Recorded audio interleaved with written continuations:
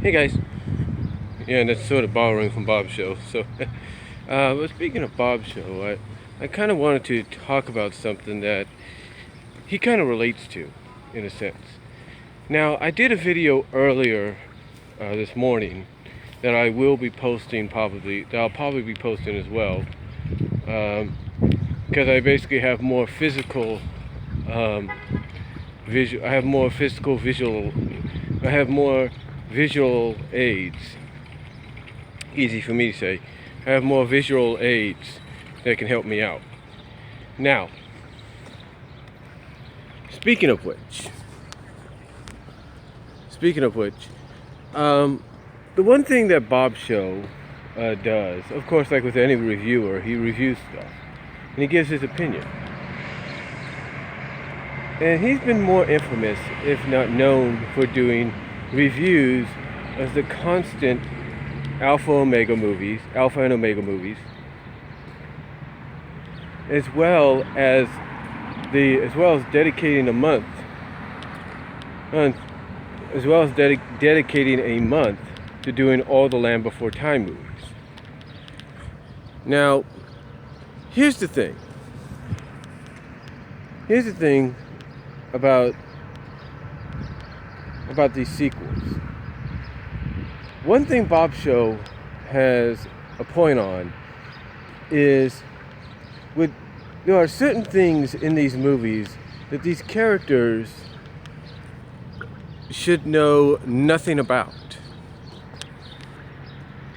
They should know nothing about tweeting. They should know nothing about what a bet is, depending on the time period in which the movie takes place. They shouldn't know about real estate. They shouldn't know this. They shouldn't know that.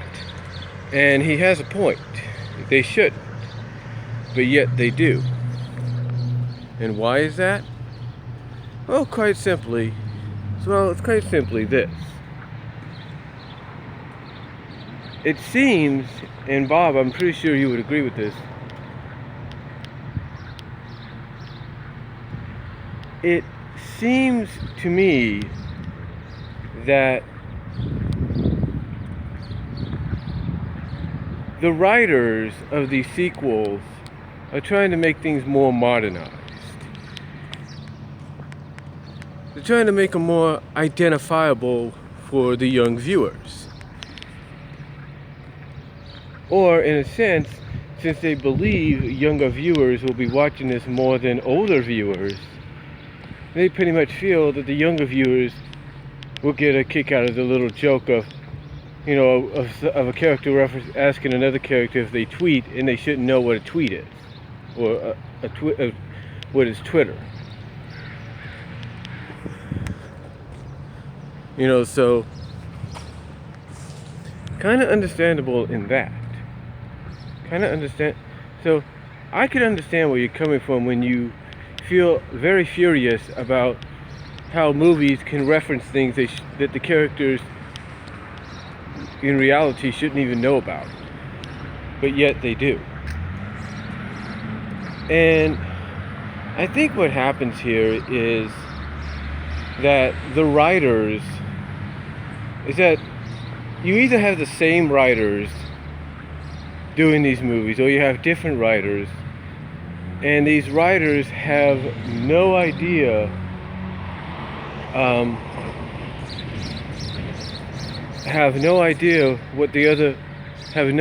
whatsoever of what the original concept was, or the fact that whoever does the writing for each and every one of these movies is running out of ideas and things for these characters to do and say.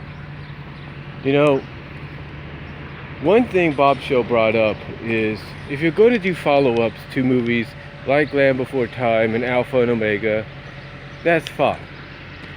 If you're going to do a follow-up to Alpha and Omega, maybe 2 follow-ups or 3, where in the first one you see that Kate and Humphrey have pups, end up having wolf cubs, then that next movie that follows should show the age progression of said pups into grown pups that will someday have the torch or the howl and responsibility of being leaders of the pack passed on to them. And with Land Before Time, you're right about that. The ending to the original, the narration, the ending narration to the original movie is something that they could have played off of. They could have had the characters grow up. They could have had the characters have kids of their own. Maybe introduce the, significant other that they had the children with. And go from there and focus on that. And focus not just on now the adult versions of Littlefoot and his friends, but also kind of work on that whole generational thing. And thus, if you want to constantly do sequels, you can focus on the next generation and the next generation and next generation. And even if you want to use the same stories, it could still work.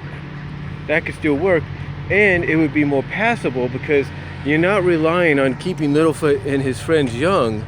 What you're doing is saying, hey, here's this new generation that follows the generation that are descendants of Littlefoot and his friends.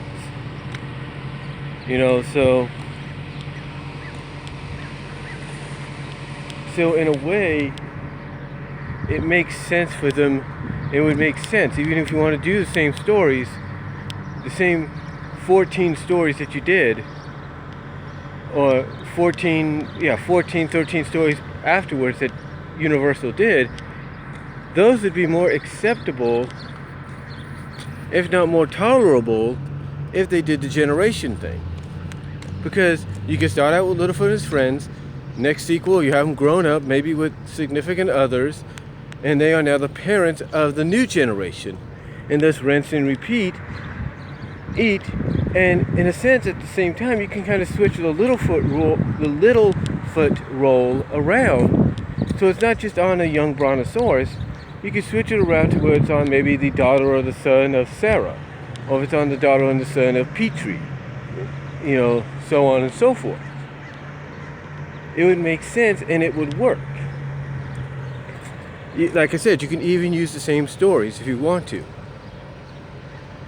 The same thing with the Alpha Omega series. If they want to do the Alpha Omega series, that's fine. They want a series of movies, that's fine. You want to, have them have, like I said, you want to have Kate and Humphrey have wolf cubs, that's fine. But use the third movie, if you're going to do it, to show them aging to be about half the size of the parents. So it looks like they are becoming adolescent teenagers, or a wolf's version of a teenager. And then maybe by the fourth or fifth movie, have them full grown. And if you want to go to 8 movies, use the next 3 from a storyline perspective and a continuity perspective to kind of build to the moment where Kate and Humphrey and their families pass the leadership of the pack and the howl of the pack onto the kids who are now grown up and prepared to take on that responsibility.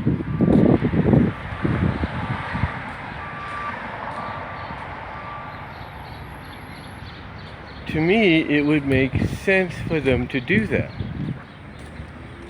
It would make sense because, again, you're not insulting the fans' intelligence. What you're doing is you're saying, hey, we're being consistent with the continuity of the franchise, of the story, and we're helping it come full circle, because now what started out with, like in Alpha and Omega's case, with just Kate and Humphrey, has now progressed into them passing on the lineage and the leadership and responsibility of the pack to their kids. I mean, heck, even in the first Alpha Omega movie, they showed that they can age the characters without no problem. They showed Kate and Humphrey as wolf cubs, or adolescent wolf cubs, teenagers, and then showed them as full-grown wolves. a full-grown alpha and omega. So it makes sense that they could do it with the wolf cubs. And like I said, you want to have them have wolf cubs in the second movie, that's fine. But use it. But then, if you want to do 6 more movies, then use those movies to age the cubs to adolescence, just like the parents were first seen in the first movie. And then maybe, like I said, by the 5th movie, have them grown up, and then use the last 3 movies to kind of prepare them to take responsibility. Responsibility as leaders of the pack, or the respective packs. You kind of get the idea. It makes sense to go that route. The reason, and hold on for a sec, I got 14 minutes, but the reason they didn't is real simple. You see, in the eyes of these writers, these storytellers for both movie franchises, is they have one thing in common. These writers, these storytellers of both movie franchises all have one thing in common. And that is, in their mind, cuteness pays. That's right, to them, cuteness pays. And I don't blame them if they're thinking on that mentality. Here's why. At my job over here, right here, there's not a day that goes by that once in a while a parent will bring in a puppy or kitten or baby, and it'll get the attention of not just me and my fellow associates, but it'll get the attention of other customers who will go around, try to pet them, try to pet the animal, or kind of smile at the young baby, call them adorable, and go from there. Now think of it this way. Do you think 15 years from that moment, that kid's going to be like, that kid's going to tolerate someone saying the same thing to them as a teenager? No. They're going to feel embarrassed. They're going to feel like, oh God, they're going to feel like, oh God, what am I doing here? Oh, this is so embarrassing. And what about the dog or the cat? Give them a year or two, and they're going to grow up, and they're going to and people are going to say, oh, this cute dog, cute cat, let me try to pet it. And either that dog or cat, unless they're well trained, is going to either scratch or bite them. Basically, the point in using these as examples is, just because something cute works the first few times doesn't mean it's going to work all the time, which in my opinion tells me that Universal and Splash Entertainment, Crest Animation need to stop showcasing the characters, the Wolf Cubs and Littlefoot and his friends, as young, as still being young. They need to treat them they need to treat these characters with respect. They need to treat the audience and viewers with respect, and they need to start realizing, hey, time has passed. Enough of this, keeping them as kids or cubs. Let's grow them up. And that needs to happen. And it needs to happen right away. If Universal is planning to do another Land Before Time movie, then that's the best opportunity they have to put that moment, to put this strategy into effect. Same with Alpha and Omega. If Splash Animation, Crest Animation, and Lion Gates is planning to do another Alpha and Omega movie, they too need to put this strategy in effect and start making things more realistic and stop insulting the viewers and the fan base of these franchises, because I guarantee the members of these fan bases, because there apparently are some, if not many, are going to feel like their intelligence are being insulted and they're not being treated with the same respect that they constantly hear the characters in both movies feel like they don't get from their parents or their elders. So to me, things need to change, and if there's any more sequels coming, they need to change with those sequels. I mean, because here's the thing. When the first Land Before Time movie came out, do you know how old I was? I was 9 years old. I was 9 years old. Okay? And now I'm going to be 38 next month. So what does that tell you? If I'm going to be 38 next month, Bobsheux is going to be in his 30s. He's going to be 30-something this year as well. You know, someone like Rob the Wonderful, Planet Rob, Doug Walker, Nostalgia Critic, if these guys are going to all be in their 30s, somewhat, late 30s, mid-30s, and they grew up on Land Before Time, don't you think they're going to feel insulted? Don't you think they're going to feel like they're getting slapped in the face because you're not aging these characters? All because you feel, hey, we're just going by the adjective cuteness pays? Guess what? You can go by that adjective all you want. You can go by it all you want. In the end, like I said, it's going to end up biting you in the butt. It's going to end up biting you in the butt. And that's not a good thing. That is not a good thing. In my opinion, my honest to God opinion, like I said, Universal and Splash Entertainment, Crest Animation, they need to change things up. They need to change them up for the better. Because here's one thing. Here's one thing that I will give The Secret of NIMH 2, Timmy to the Rescue, a lot of credit for. They stayed true to continuity. Remember when Nicodemus told Miss Frisbee in the first movie that because of the effect that NIMH had on him, on her late husband, on Justin, Mr. H's, that they would all kind of remain young, that they would age slowly, while she would age normally. Kind of get what I'm saying? She would age slowly. I mean, they would age slowly. Miss Frisbee, would age normally. So the way she looks like in the second movie with the gray hair and the glasses, that's a normal aging. If her husband was still around, he'd be looking just like his son does as he gets older, as his age progresses in the second movie.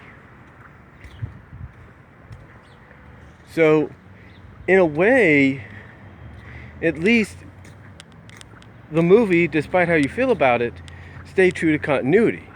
It really did.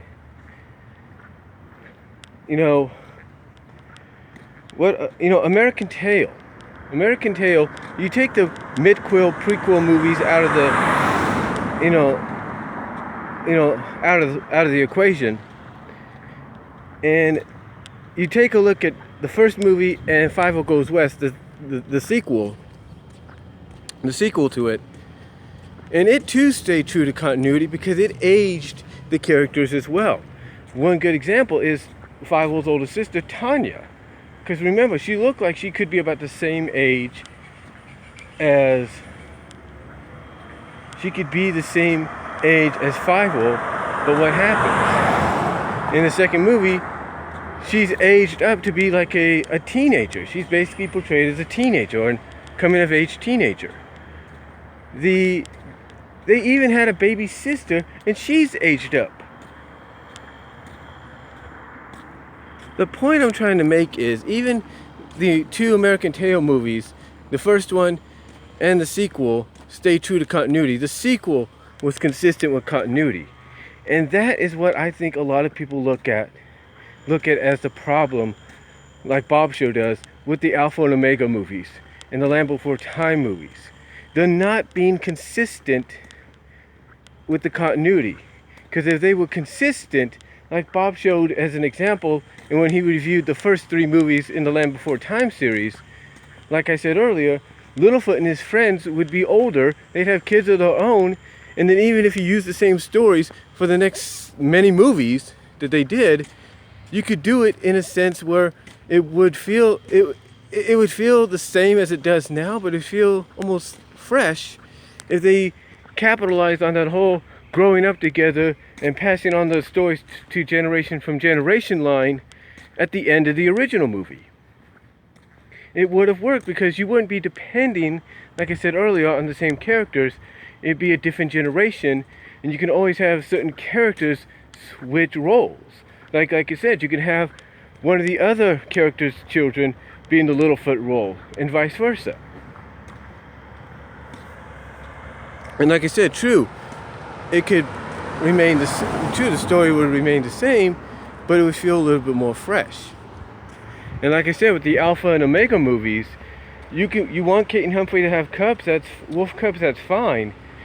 But you use the next couple of movies to age them up to being like what Kate and Humphrey were at the beginning of the original movie, where we saw them as adolescent teenage wolves. And then when you get to that fourth or fifth movie, have them officially grown up into full-grown wolves, full-grown Alpha and Omegas, just like we saw the progression of Kate and Humphrey in the first film as well. Well, the transitional progression, if you catch my drift. But as you see, the point is, because like I said earlier, it would work in a sense, because then you could build the next 3 or 4 movies after the fourth or fifth movie. You can build it up from a story perspective to where, they're still, even though they're grown up and everything, they still kind of act defiant and rebellious. And you use that to build up to them having leadership of the pack, of the respective packs, having the howl, if you will, that goes to the leadership, passed on to them. And that way, everything comes full circle, just like in the Land Before Time movies, if they did it as well.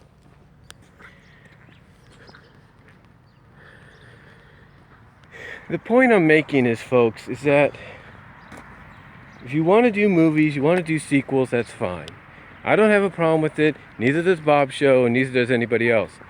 But if you're going to do sequels and everything based on true continuity, or based on the continuity of an original,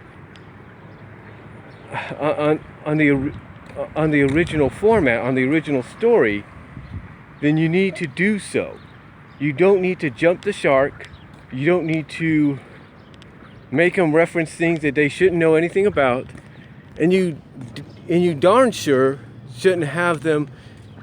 You shouldn't have any of the movies become musicals if the first one was never a musical. That's just my point on it. That's just my point there. You don't make something into a musical if the original was never a musical. So,